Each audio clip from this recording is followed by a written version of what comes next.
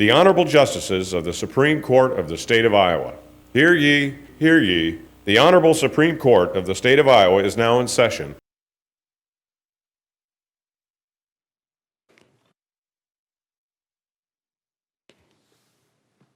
Thank you, everyone. You may be seated.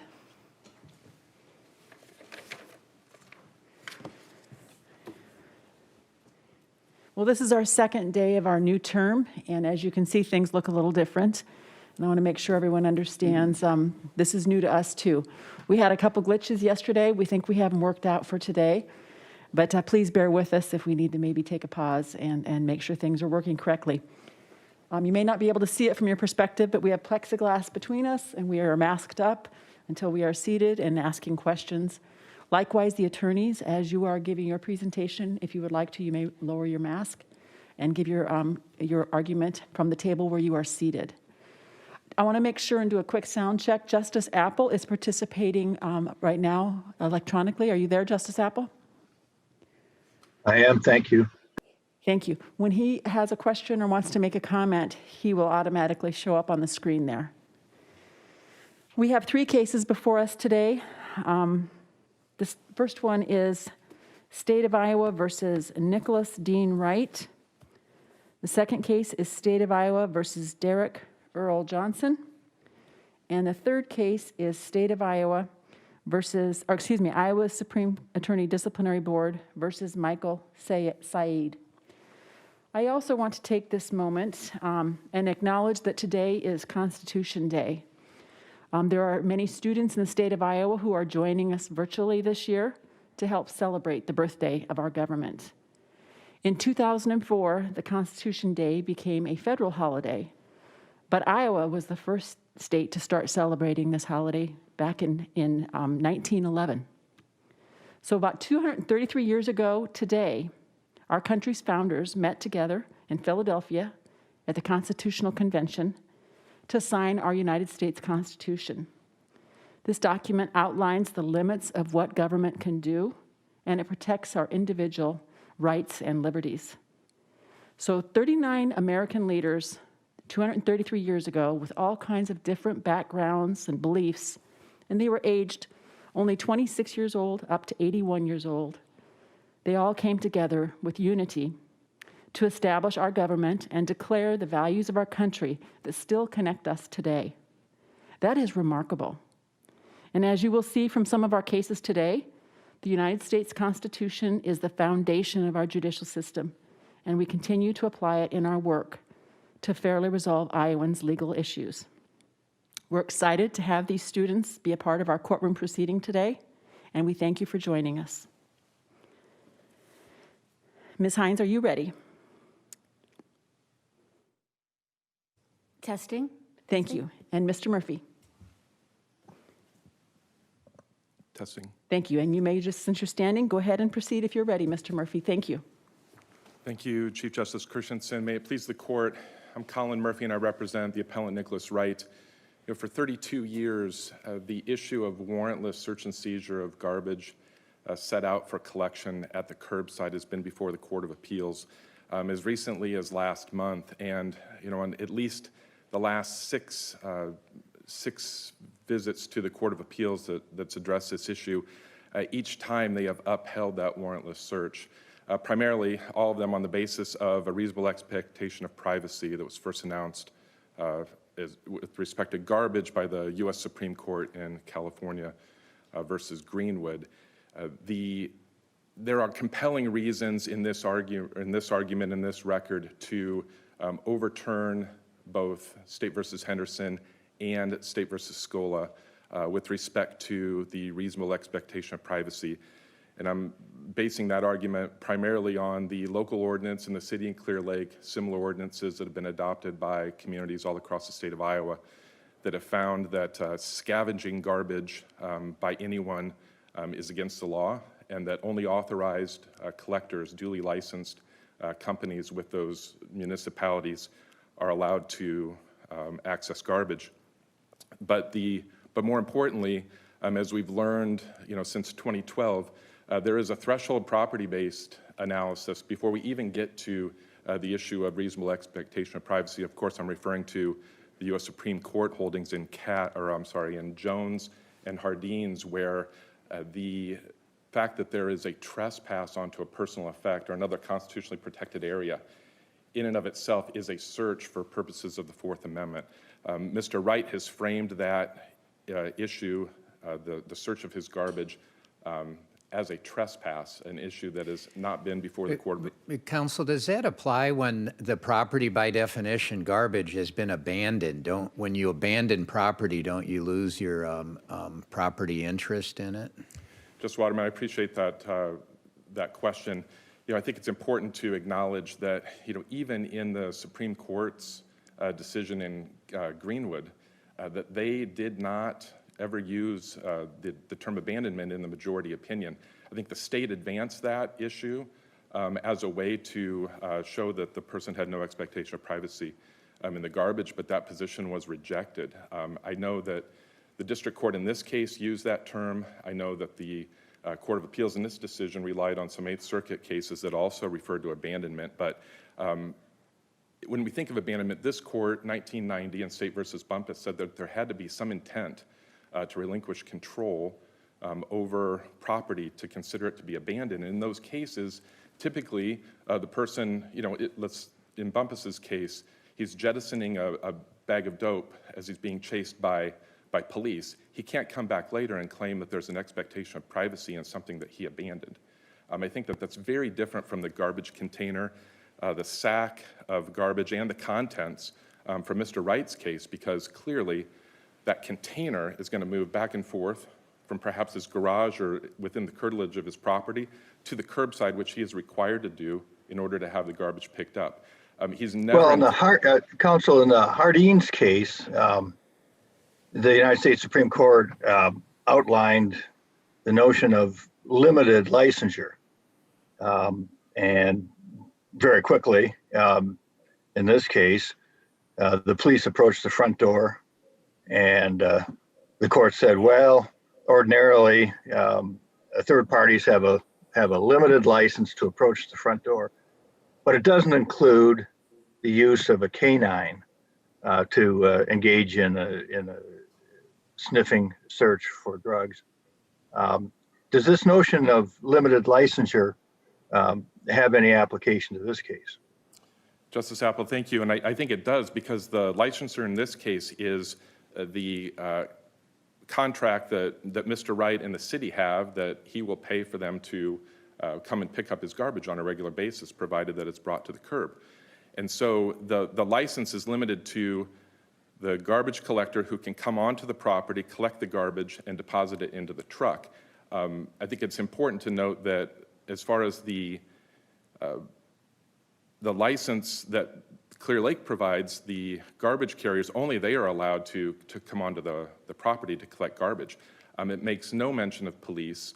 And in fact, at least the Clear Lake Municipal Code makes clear that the chief of police can develop rules and regulations as long as they're not inconsistent. So would it be a trespass if an officer waited until the garbage collector picked it up and took it off of your client's property and then handed it to the officer? See, and I know that issue is not before you, but I would consider, to the extent that the officer engages the collection company, sanitation worker, to use its license to enter the property, pick up the garbage, and then convey it to police, I think that same trespass would apply, because now the garbage company is effectively acting as an agent for police. So your client's interest in the property continues even after it's been turned over to the garbage collector? Is that your position? Justice Oxley, to the extent that we bring in the garbage collection company, yes, I think that I don't want there to be a bright line where simply when the garbage company takes collection of somebody's garbage outside of the container, that ends any privacy or possession right that the owner would have, because if the garbage company is acting as an agent for police, I think the trespass still occurs and we still have the same issue. Go ahead, Justice Mansfield.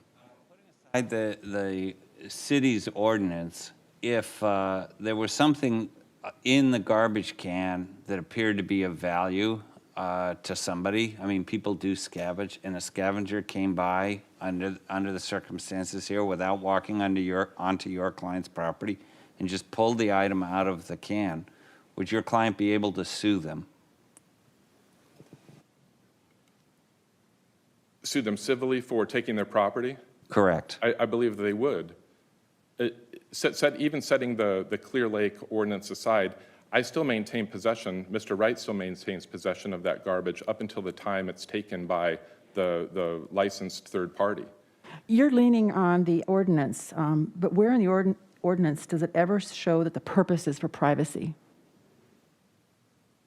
Well, Chief Justice, I understand that where they define scavenging, that may not explicitly define privacy and garbage. However, for purposes, if we look at it, what the municipality has said is that no one can come in and take that garbage except for the collector. So as far as Mr. Wright's privacy interests are concerned, he can rest assured that the ordinance prohibits trespassing, it prohibits removal, and so I do think that he maintains both a possessory and a privacy right up until the time that a garbage collector, using their license, not as an agent of police, would then take that property, put it into the truck.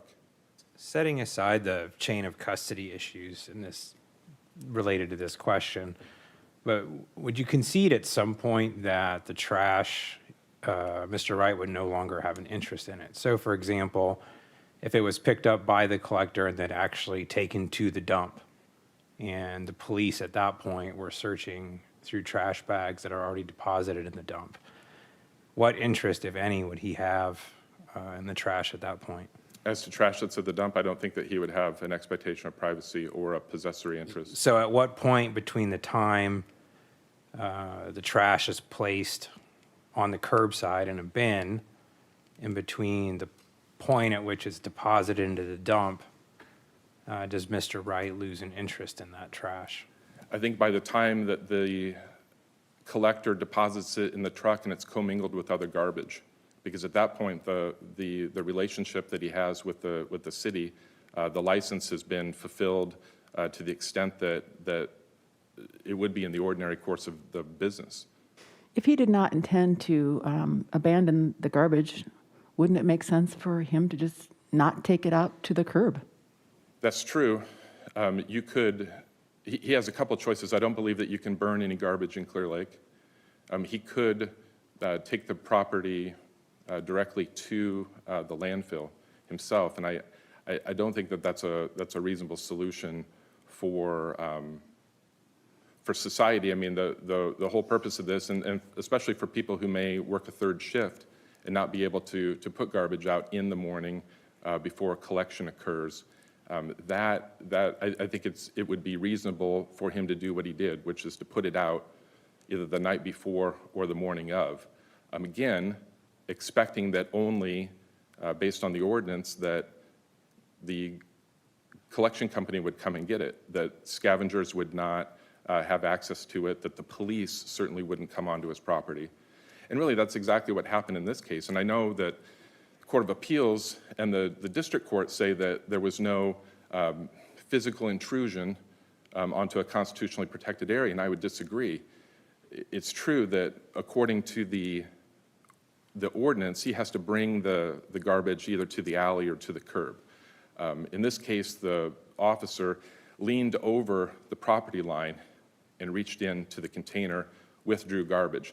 The district court and the Court of Appeals seem to think that that's important, that as long as I'm standing on the public alleyway, that it's not a trespass, and I don't think that's the case.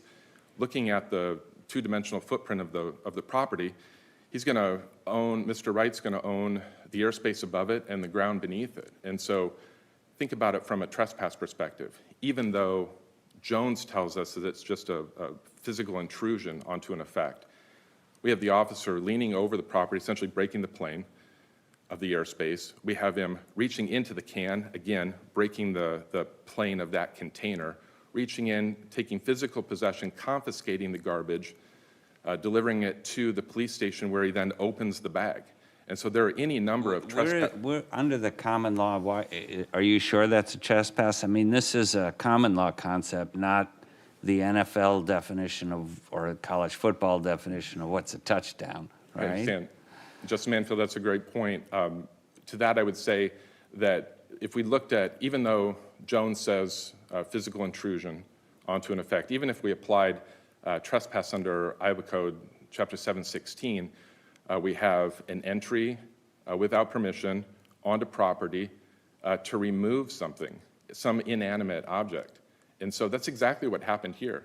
The officer entered the property, entered the container, removed the bag, inanimate object, and his intent, obviously, search for evidence of suspected criminal activity so he could then use that evidence, apply for a warrant to then search Mr. Wright's house. Back to the expectation of privacy. I mean, we're talking about garbage that he intended to dispose of.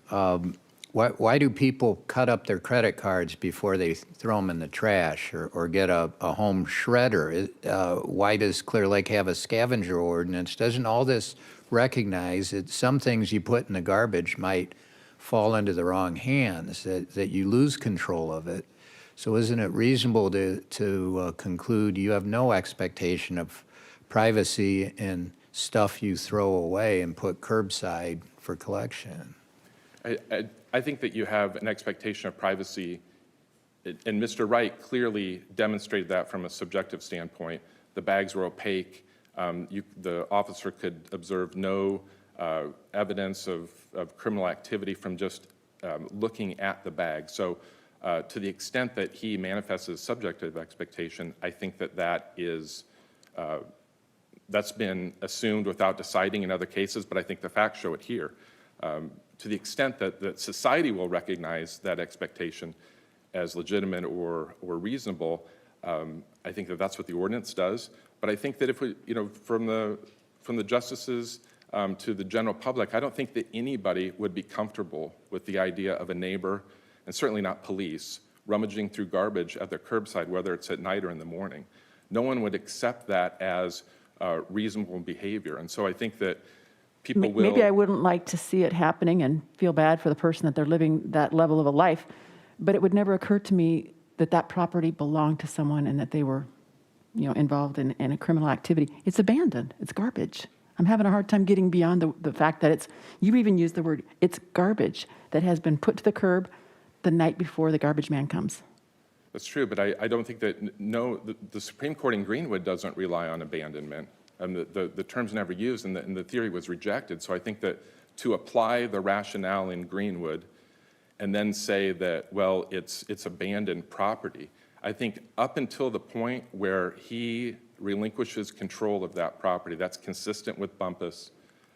He maintains, there's no intent to abandon under those facts. When I put a, Go ahead, Justice.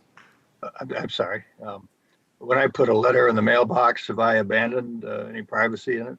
No, and I think that papers, along with effects, are clearly plain language of the Fourth Amendment and Article 1, Section 8. And what if I seal the letter? I lick the envelope and I seal it. Does that mean I've abandoned privacy in the letter? No, in fact, you've strengthened the privacy in the letter because you've secured the container which holds the paper. What if you throw that letter in the garbage? Do you expect it to remain private? Well, I think that, again, we go to at what point does Mr. Wright relinquish control over the garbage? And I think that it's the point where it's collected. So up until that point, because again, I can take the garbage can, the container to the curb, and I can bring it back to my garage. I can forget something in the garbage and go out and pull it out. Until the time that I no longer have access to the garbage, I maintain an expectation of privacy in it. Why should we find garbage to be an effect? It's a great question, and Jones doesn't really define what an effect is. The Supreme Court said a motor vehicle was an effect, and that motor vehicle wasn't even owned by Mr. Jones. It was parked on public property when they affixed a GPS device to it. And so to the extent that we think of things that are readily recognizable as personal property, the container, the bag, the contents, all of those things affect something that's not buildings or land, property that's owned by a person. I think that And I understand that there was at least a reluctance from the district court and the Court of Appeals to say that a garbage container and the contents enjoy the same constitutional protection that a motor vehicle does. I think that that's where we are, though. It's an effect. And if it's put in the plain language of both the Fourth Amendment and Article 1, Section 8, and there's been a trespass onto that effect, it doesn't matter if it's a garbage container or a vehicle. Look at the cases that have been decided since Jones, where chalking a car tire for purposes of marking parking violations was a trespass onto an effect, the tire itself. You may wrap up. And swapping a car door, same thing. It doesn't, the effect can be anything that's of personal nature. And so with that, I'll State? thank you. May it please the court. The District Court and Court of Appeals correctly found that when Officer Hines reached into the garbage container and removed the trash that was set out for collection and thus accessible to the public at large, he did not violate Wright's constitutional right to be free from unreasonable searches and seizures. Wright's argument to the contrary relies largely on U.S. v. Jones, decided in 2012, as in terms of Division 1 of his brief, and upon the Clear Lake ordinances as regard to Division 2 of his brief. I'd like to talk about Jones a little bit. In Jones, the collection, or the police attached a GPS device to the undercarriage of the defendant's vehicle and then collected for 4 weeks over 2,000 pages of data regarding where he was traveling. The majority of that court in Jones found a clear trespass upon an effect, and it found a vehicle as an effect, and that the police were trying to obtain information, thus plain and simple trespass under the common law, Fourth Amendment violation. But in Jones, the district, or even the majority noticed that not every physical intrusion with seeking to obtain information is a Fourth Amendment consequence. In fact, I want to ask you a question about that. The ordinance, I asked about the purpose. I think I was questioning whether the purpose was for privacy, but I also want you to touch on that word that's right there in the ordinance, scavenging. It's not just, scavenging, and I think that's probably what the police were doing, right? So would you address that with the ordinance? Sure. I think that once the trash is set out for collection, it's and is accessible to the collectors, the trash collectors, it's also equally accessible to the police. And in terms of his expectation of privacy, if he didn't expect that the trash collectors could deal with his property as they wished, he shouldn't have expected that anybody else would. And the scavenging Could a statute. private citizen have been, would it violate the ordinance if a private citizen would have went through the trash and pulled out Mr. Wright's trash? It might have been a technical violation of the ordinance, but it did not change the fact that he did not have an expectation of privacy. But it makes it unlawful, right? I mean, whether it's a trespass at common law, it's certainly unlawful activity as defined by the city of Clear Lake. Isn't that correct? It doesn't. The question is, does it make it unlawful as defined by the city ordinance? It might make it unlawful. It doesn't make it a Fourth Amendment violation. The expectation of privacy was lost when he put the garbage at his curb and expected it to be picked up and disposed of. But doesn't it undermine Justice White's opinion in Greenwood, which talks about scavengers and raccoons and so forth? But here, it's clearly unlawful under the ordinance to engage in rifling through people's trash. Again, that might be true of the ordinance. It does not affect his Fourth Amendment expectation to privacy. Well, is the expectation normative or descriptive? I mean, it seems like you're saying it's a normative inquiry and your conclusion is it doesn't violate it. the city of Clear Lake has said you can't enter Well, into other people's trash. In terms of Fourth Amendment, it's the defendant's burden to show that he had a subjective expectation in the property and that expectation is reasonable. The fact that the ordinance was enacted and the town wanted to prevent scavenging does not affect his expectation about what's going to happen to that property once he's put it out on the curb. Police officers have all kinds of privileges to do things that private citizens can't do, right? Sure, yes. And in fact, What do you make? I'm sorry, we're talking over. I apologize. What do you make of Justice Gorsuch's elegant opinion in Carpenter, where he takes on Greenwood and outlines, number one, why Greenwood is wrong, and number two, a flexible notion of common law trespass? well, I think that in that dissent, Gorsuch kind of harkens back to Jones and the trespass notion. But even in Jones, the court said that the common law trespass might have been the base, but with Katz, the holding of Katz, that changed so that Katz augmented the trespass notion rather than changed it. So in a sense, we're talking about two different things, and that's why I kind of want to separate the Jones from the expectation of privacy that the defendant alleges is created with the ordinance. In Jones, Justice If I may, let me be more straightforward, maybe, it is, and give you a chance to challenge my reading of Gorsuch's opinion. But it strikes me that Gorsuch is saying, number one, on expectation of privacy, Greenwood is wrong. And number two, that using trespass theory, Greenwood is also likely wrong. And if so, are there 5 votes to reverse Greenwood? No, Your Honor. I'm trying to think back at Carpenter. I have to admit that I did not study the Gorsuch dissent as carefully as the question requires.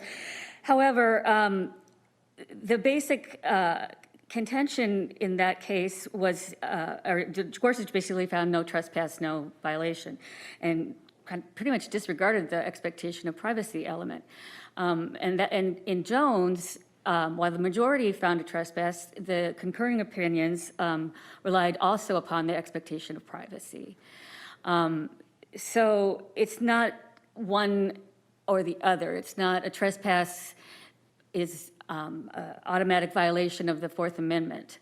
In fact, in Jones, Justice Scalia refers to Oliver, which is a trespass upon property owners' open fields to observe marijuana. So we have a trespass and we have an effort to obtain information. Justice Scalia said that's not the same thing as a vehicle. It said this isn't the same kind of thing. And so just like that open field is violation of a trespass, is not a Fourth Amendment search. This, I don't know if it's a little unclear to me whether the defendant is stating that trash itself is an effect or the garbage can is an effect, but either way, it doesn't apply. Counsel, doesn't it change though when you have a trash bin and you have to open it and then you have to open up a series of bags to get to it? Well, in this case, the record says that it was an unlidded trash bag. And I think that the district court found that Officer Hines actually touched the container. I don't think the record actually supports that. I think the district court, or Officer Hines testified that he was not sure if he testified or if he touched the container. So if we're talking about the container itself, it's over. There was no trespass whatsoever on an effect. In Robbins, Don't the we court have suggested. Go ahead, Justice Apple. No, why don't I defer to you? Oh, thanks. Aren't the expectations of privacy quite different between trash you put out for collection and your own vehicle? I wouldn't want Absolutely. somebody going opening up my car door and going Absolutely, and a vehicle is entitled to much more protection and expectation of privacy. I don't think that while you own your garbage container, you do not expect that nobody ever touches it and that you that would be a trespass and you would call the police and report it or bring a civil suit. It's just, that's not how the community. Let me ask you just a practical question. I mean, we live in a largely urban society at this point. Trash collection is a necessity. It's not realistic to expect people to burn their trash. They can't store it. That's actually against the ordinance. So it seems like the position you're taking is that just the fact that we live in this modern society requires people forfeit an expectation of privacy. I mean, he can't do anything with his trash, and then the government's entitled to rifle through it just out of the necessity of him disposing of it, right? Well, I think that, excuse me. I'm sorry, can you repeat that question? Well, I mean, you have the kind of this theory, he has no expectation of privacy in his trash because he put it out there voluntarily, but he has to. Everybody has to. We all have to dispose of trash. Well, you Right. don't have to dispose of certain types of trash. Well, let's say the government was concerned about energy consumption, and it required that people delete all of their email every week. Maybe you get to keep 5 gigabytes of data.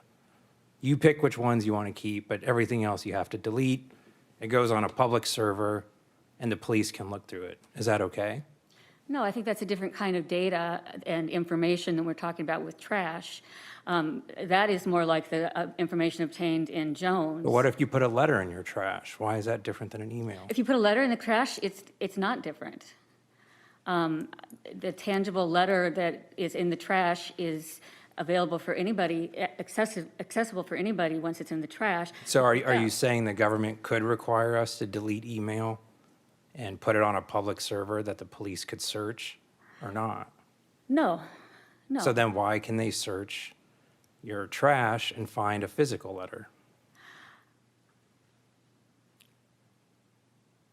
I guess I'm still confused a little bit about the requirement, you saying that the government would have to require you to delete certain email and put it in a place where they Sure, can see it. they're concerned about data consumption and energy use. Okay, They say every person in America gets half a gigabyte of data in electronic form. Everything else above that, every Friday, you have to delete it, and it becomes available on a public server for the police to go through. So they have a neutral reason for wanting it. It's energy preservation. Is that lawful? In that case, I think you don't have an expectation to privacy created by that law, but I'm not sure that would withstand constitutional, I mean, that probably wouldn't withstand a What's the challenge. difference between that case and this case? Because I think data is different than trash. Even if your trash is a whole bag of letters? Yes, yes. And I'm sorry I can't articulate more clearly why Well, that is I true, guess but- so if I have a privacy interest in my electronic letters, but none in my physical, that's what you're saying? Yes. Okay. So the letter at the end of the mailbox that I put in addressed to a friend, I have no expectation of privacy in it. No, because that is a sealed letter that's being put into the mail system, which you do have an expectation of privacy in. You aren't throwing that away. You aren't discarding it for public access. You're It's putting a it. limited license, if you will, like in Hardines. And why would trash be a limited license like in Hardines? Because Hardines is the case where the police approached the front door and conducted dog search, or dog sniff, which the court said was a trespass of trying to obtain information that was not acceptable, violated the Fourth Amendment. A letter, on the other hand, when I put, that was an expectation of privacy in the home. A letter. Well, it was, but here's my point, I guess. Hardines is a very significant case, and it says, well, you don't have privacy in someone walking up to your door and knocking. I mean, solicitors do it, political people do it. And the court basically says, look, from time immemorial, people have gone up and knocked on the front door, and we are going to say there's no expectation of privacy. But if you bring a trained dog, that makes it different. So Hines introduces a notion of limitations in any kind of expectation of privacy. And why doesn't that same concept apply here when the purpose of putting the trash out is not to give it to the police. The purpose of putting the trash out is pursuant to contract and pursuant to ordinance to have it go to the dump and have it commingled with other people's trash. But by putting your items in the garbage can that make it available to anybody who passes by, and I like the language in Greenwood about, scavengers and snoops, you have abandoned any expectation of privacy in that trash because anybody can reach it and get it and do whatever with it. Can't the mail, can't scavengers and snoops grab the letter at the end of the mailbox? No, that would be an offense. You cannot interfere with private mail. Mail is just categorically different, I think, than trash. Oh, I'm sorry. I see that I'm out of time. Excuse me, you may wrap up. Okay. The state requests this court affirm the district court and court of appeals decisions finding that there was no expectation of privacy in Wright's trash, and further that there was no trespass that violated the Fourth Amendment. Thank you. And thank you. Mr. Murphy. Thank you. I'd like to go back. Justice Waterman, we were having a conversation, and it continued with the state about whether a vehicle deserves more protection than a container. And when we look at the rationale that Greenwood advanced in terms of what people knowingly expose to others, and this third-party doctrine concept, I'm going to convey garbage to a third party. No one went into the vehicle in Jones. They affixed a tracking device to the exterior of it. And when we take a look at it, Jones certainly knowingly exposed his vehicle to the public. And if we look at the chalking case and the swabbing the door handle, the tires are certainly knowingly exposed to the public. But it's different because it's a chattel that is the property of the defendant. And so under the common law of trespass to chattel, you're intermeddling with a chattel. Here the trash is no longer a chattel, it's trash. Isn't that a difference?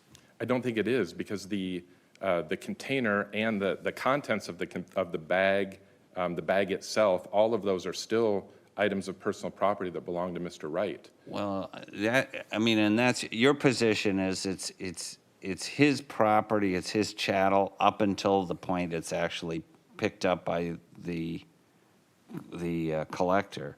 That's a question of property law, right? That notwithstanding putting it in the trash and putting the trash on the curb, it still remains his property. That's your point. Yes, but when we go back to the idea of someone entering a car, for an example, clearly the cases that have applied Jones, chalking a tire is leaving a mark on it. Swabbing a door handle for DNA is extracting something from the vehicle. Both of those surfaces are knowingly exposed to the public. To the extent that the third-party doctrine in terms of telephone numbers or bank records would be applicable in those cases, and that's essentially what Greenwood did, is it extended this third-party doctrine to trash. The trash hasn't been conveyed to anybody yet at the time that the police officer seizes it. And so, and like the Hardines, where Justice Apple brings up the point that the curtilage, we're not going to allow police to bring a drug-sniffing canine to the curtilage of the house, because that's something that falls outside the license. Counsel, back to the ordinance. I think that seems to change the analysis. It maybe makes things garbage put out for collection when there's an ordinance that prohibits others from scavenging through it. It's a little bit like putting a letter in the mailbox where it's a federal crime for anyone to steal your mail. but different in that you're intending the privacy in the mail, you expect it, but in the garbage, you're getting rid of it. Do you have any case from any jurisdiction that have addressed the Fourth Amendment analysis with a similar ordinance or local law prohibiting scavenging? The cases, the cases in Iowa have disregarded and considered the ordinances irrelevant. And I think that the scavenging ordinance, because it undermines the rationale in Greenwood, which is what the Court of Appeals at least has used to show that there's no expectation of privacy, I think it's very relevant to this case. Other states may similarly disregard it, but I do think that it changes not only the expectation of privacy, but it fits exactly into the search as it's framed in terms of trespass, because the ordinance would prohibit that. If we accepted your argument on that, would we be the first case to say that an ordinance would trump Greenwood? I don't think that the court even has to get to the expectation of privacy. I think that we could look at the search, the physical intrusion onto a personal effect for the purpose of gathering information. That's exactly what the officer did in this case. And so we don't need to meddle with the expectation of privacy analysis, because it's a search under, the trespass amounts to a search under the Fourth Amendment. Counsel, if the garbage carrier were to reach into the garbage can and instead of putting it into the dump truck, open the bag right there, would that be okay?